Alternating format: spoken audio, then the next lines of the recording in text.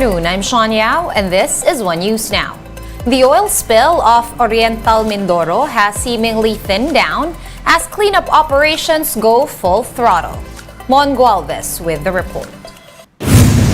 News 5 exclusively joined another aerial survey by the Philippine Coast Guard in the offshore areas affected by the oil spill in Oriental Mindoro. The sheen is still visible in this part of the sea in Nauhan where the empty Princess Empress sank. But if we were to compare to the previous exclusive aerial inspection last March 14, it can be observed that the slick has thinned down.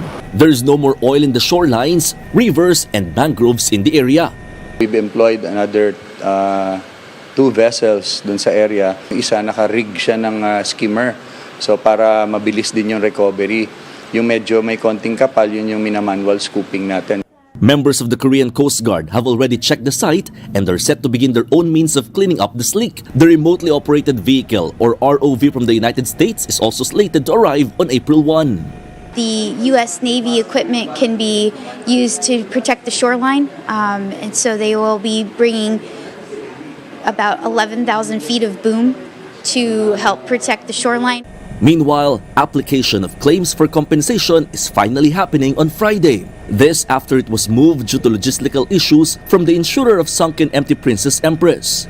Fisherfolk, tourism, establishments, and organizations and owners of property damaged by the oil spill are among those prioritized for the compensation. They would just have to provide a valid ID and documents providing the registration. 3 to 6 months, that's how long processing of claims could take from the insurance provider of the ill-fated empty Princess Empress. While waiting for that, the government assures the Cash for Work program and other assistance for affected residents will continue.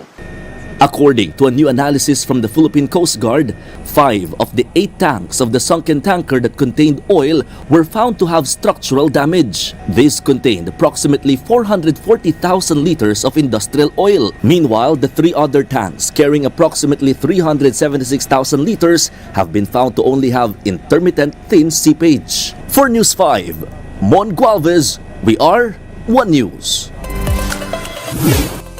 And Filipino-American actress Vanessa Hudgens has been named as the Global Tourism Ambassador of the Philippines. The title was officially conferred to Hudgens in a courtesy call to President Bongbong Marcos in Malacanang. Also present in the conferment ceremony were Tourism Secretary Cristina Garcia Frasco and Presidential Advisor on Creative Communications Paul Soriano. The Hollywood star is in the Philippines to shoot a travel documentary which will explore her Filipino heritage. We're gonna pause for a quick break, but One News Now will be back with more stories after that. Stay with us.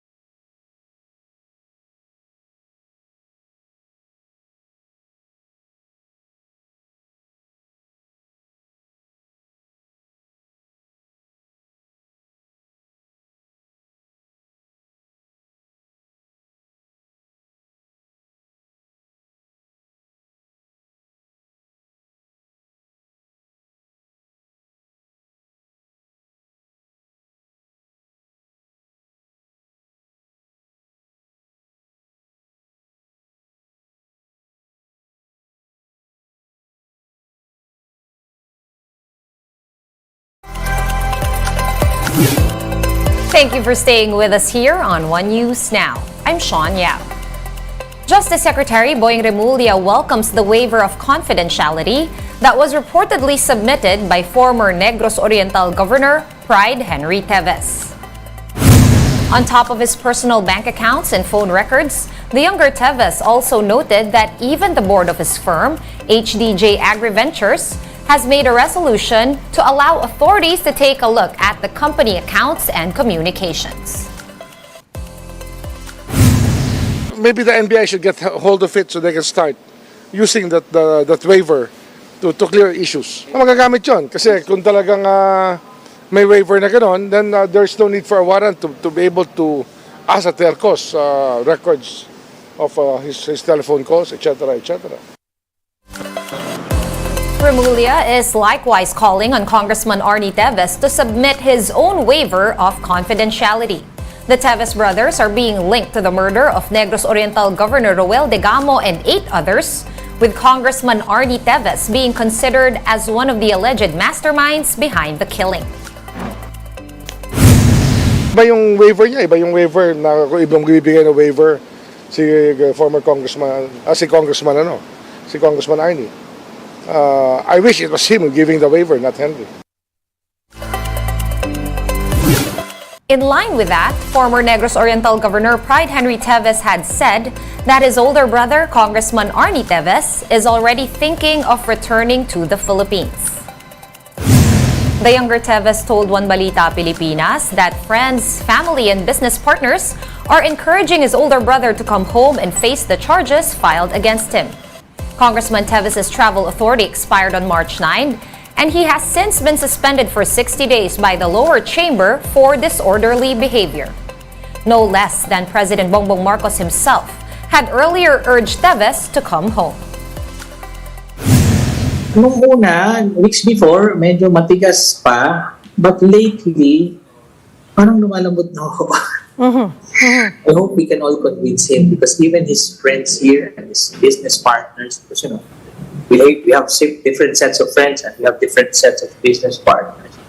Even his business partners are feeling the crunch, no? I would also hope that he comes home para naman hindi na madama yung iba. And in Baguio City, authorities seized 4 billion pesos worth of methamphetamine or shabu packed into tea bags. They say that this is the biggest drug haul to date in the city of Pines. Here's the report.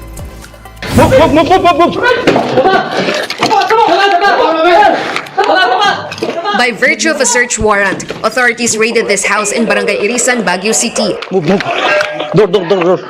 They found suspected shabu or crystal meth that were packed in tea bags. Authorities arrested alias Tan, a Chinese national, during the operation.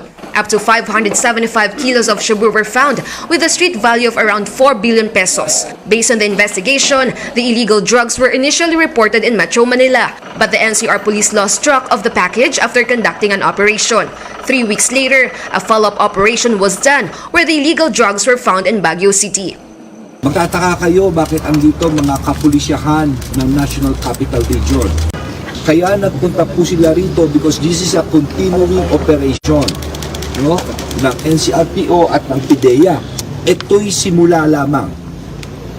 Marami pa itong pupuntahan namin mga ganitong bagay. Interior Secretary Benher Abalos believes the house where the drugs were found is just a storage area and that the suspected shabu will be distributed to other places. Sa mga tiga Cordillera, huwag kayo mabigla dahil ito'y naka-imbak dito, hindi naman to for distribution only for Cordillera, for Baguio. Hindi po ganito. Ito'y i-distribute nila malamang ito sa iba-ibang lugar po ito. So kaya yung nangyayari dito ay apektado po ang buong bansa rito. The Baguio City Police echoes this due to the fact that the arrested Chinese national had only been in Baguio for a few days. Ang suspect natin is a Chinese national and he was not even a resident here. So that justifies that they are not actually operating within Baguio City. Yun ang parang yung circumstances ng suspect is parang nag-imbak lang si dito. Information received by the PNP showed that the drugs recovered are yet to be distributed. Hindi pa naman nababawasan. Parang yung estimate ng NCRPO is same yung na-recover. So wala pang disposal. With this, authorities will tighten up security for those going to and from Baguio. Parang mababalita sa na mayroong ganitong amount. But assure you that this type of incident will not be repeated. We will increase our border patrols and improve our intelligence monitoring. Reporting for News 5, Elaine Fulgencio, We Are One News. One News Now will be back with the latest stories at 6:30 p.m. I'm Sean Yao. We are One News.